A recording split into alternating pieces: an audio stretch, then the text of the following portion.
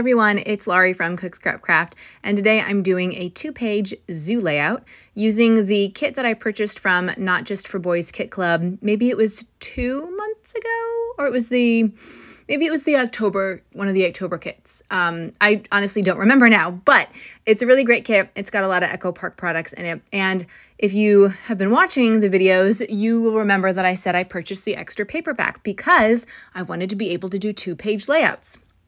Well, I somehow used up all the paper, and so when I went to do this 2-page layout, I didn't have two 12 by 12 solid papers or pattern papers from that kit left. So I went into my Chamel Main Character Energy stash, and I had 2 leaf pattern papers in that. And the colors, they're sort of blue and green. They're not the exact same as what's in the Echo Park collection, but they are close enough, and it was satisfactory for me to have them go together.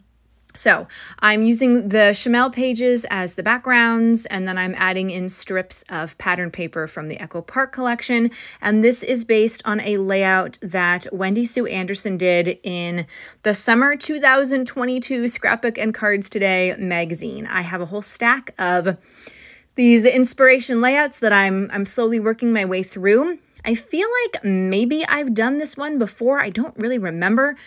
It seems familiar, but that could also just be because I've looked at it numerous times and it's been sitting out on my desk for a really long time. So whether I've done it or not before, I don't know, but here it is for the first time, for the second time. I don't know. Maybe it's your first time seeing it. Who knows? But one thing I will say is that when I was looking at her layout, I thought that it was extending all the way across the 12 by 12 background. And I thought that because it's actually not.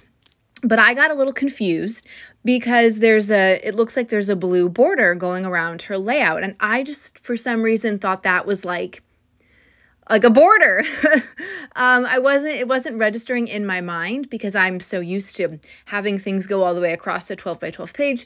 It wasn't registering in my mind that that was the background. And so her layout, the part that has the paper strips and the photos is actually much smaller. So that's something that I could go back another time and try. I would, of course, have to cut my photos down even smaller. Everything is 4 by 4 right now. She also has some stuff that is not 4 by 4. She has some pieces that are probably, well, since I don't know what her smallest photo is, but some of them are square, some of them are bigger squares, some of them are more of like a 4 by 6 or maybe a 3.5 by 5 type of thing, and she's got frames over them. So I'm keeping everything 4 by 4 just because I like that consistency, and it was just easy to cut everything in 4 by 4. And I had these cut aparts from the Echo Park collection that were also 4 by 4, and I was like, that's going to be perfect. But you could, change things up and do different sizes, different shapes if you wanted to. You could also do circles with this type of layout. But I liked this because it gets a lot of photos on a page. There's still space for some journaling. And she has a really big title going across the page, but she also had a really big title word. So hers is called Vacation. And mine will not be going across the page that much because I didn't have a piece like that, and I didn't have super large letters. So I end up doing my title with some Pink Fresh Alphas that I also purchased from Not Just for Boys Kit Club to go along with this layout. And they are, average size alpha stickers, okay? So my title is only going to be going on the left-hand side of the page. But I think I add enough embellishment to the right-hand side that it doesn't really matter if there's a gap in the center where a big title could go. But if you want to do a big title, you totally could. Or if you want to put your title somewhere else, you could do that too, because this is all about just taking inspiration and making it your own. All right, so I'm cutting some solid paper. That was Echo Park paper right there, and I'm going to use that to matte some of my photos. I don't have enough to matte all the photos, but I kind of like that because it means that some photos are going to stand out a little bit differently than the others, and it gives some, added dimension, some added shape to things. And it's just a great way. I'm going to have 3 things on top and 3 things on the bottom, and they're going to kind of be overlapped. So when I'm overlapping things and you can see that matting, it just makes stuff stand out a little bit more against the backdrop. And I think I do go and ink the edges of this stuff too, once again, just to make it stand out a little bit more against those busy backdrops. I also used some washi tape because in Wendy's layout, she has what looks like washi tape, using that as extra strips underneath the top and above the bottom paper strips. Of course, my washi gets a little bit covered up, and that's fine. I was also trying to use a border sticker from the Echo Park collection, and of course it doesn't extend all the way across the 12 by 12, which it makes me mad. And it also gets covered up a bunch. So you know what? If you're doing this and you're doing it full size and you've got these big photos and stuff, I wouldn't worry about trying to add, you know, extra stuff, because it's just going to get covered up. So I've got my top and not my bottom done. Here's my top done right now. And I'm looking to add some big embellishments. I've got a lion there. Really like the stickers that came in this collection, the stickers that go with the Echo Park collection. I have a lot of zoo photos. I'm still not even done scrapbooking these zoo photos that go along with this trip to the St. Louis Zoo. These were from August 2022, I think. So I still have, I think, one more layout that I need to do, and it's only got 3 photos, so it's going to be pretty easy. But I think I'm also, my goal is to do something with a Scrapbook and Cards Today magazine inspiration layout for that one. So there'll of course be a process video going up for that. But I think I'm going to need to get some more zoo themed stuff. I don't know about you, but I like to, if I'm going to do a zoo layout, I kind of want it to have like some zoo stuff. Or maybe I can find stuff in my stash where the papers are the right colors, and then I can use up the rest of these zoo stickers on that one. So I'm just kind of doing like a mishmash of some stickers. These are pretty much all flat stickers. However, sometimes I will pop them up on some foam squares just to give them added dimension. That's a great way to change things up a little bit, especially if you only have certain parts of a kit collection. Like I know they make die-cut ephemera pieces in this collection. They probably have chipboard stickers in this collection. The only thing I had was the sticker sheet.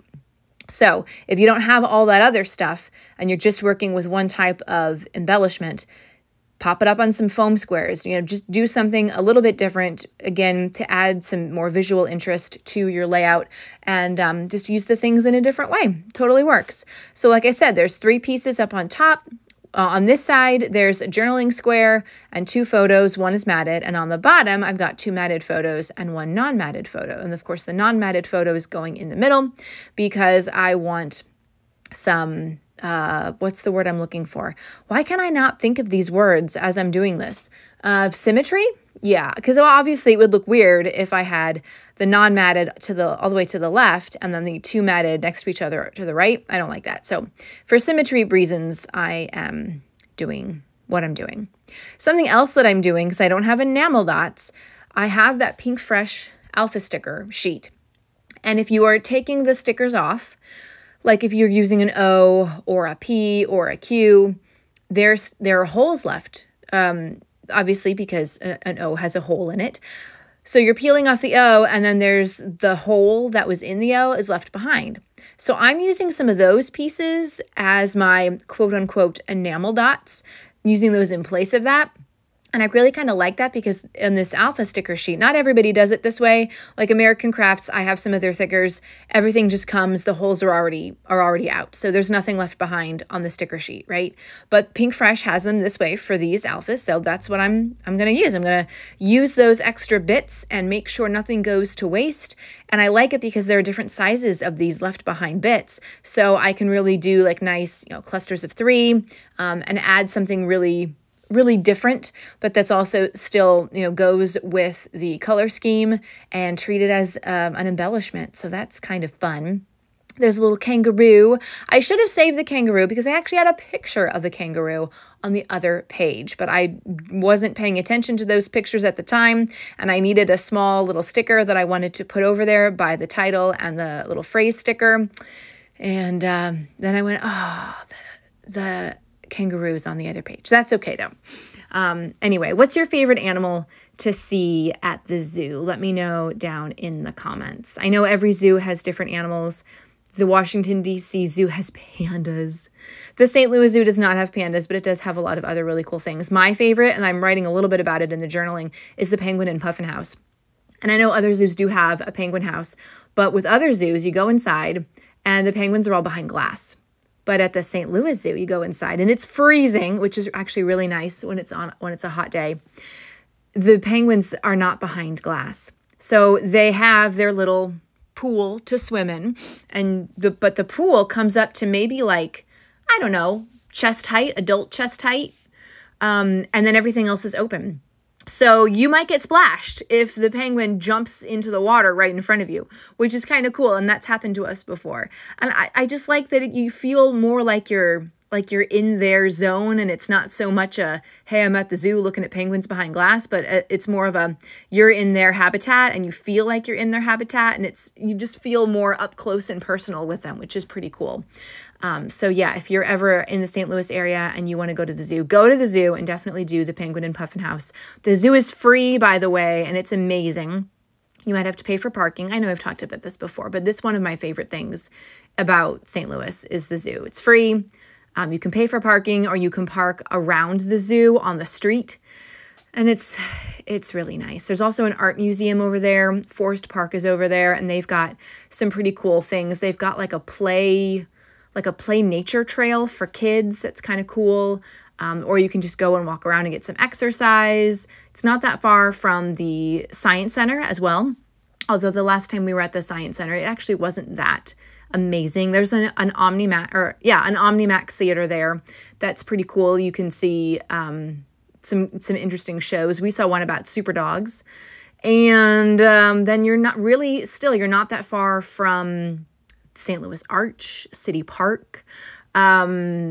Speaking of the zoo area, there's a chocolate factory that you can take tours in and get samples at the end. It's a small factory. It's called Chocolate Factory, and it's pretty cool. I haven't been there in a while, but it was a neat experience the last time I did go. And you're close to the Hill area, which is St. Louis's like Little Italy area. And there's a really good restaurant that, of course, I can't remember the name of, but you can get toasted ravioli there. And that's like the St. Louis thing. If you don't know what toasted ravioli is, you haven't lived, so try it out. If I think about it, it was on Diners, Drive-Ins, and Dives once. And so you might be able to Google it. Google Diners, Drive-Ins, and Dives, St. Louis, the Hill, I don't know, and see what comes up. And that's going to be the restaurant. So those are my recommendations. I hope that you vacation there soon. And yeah.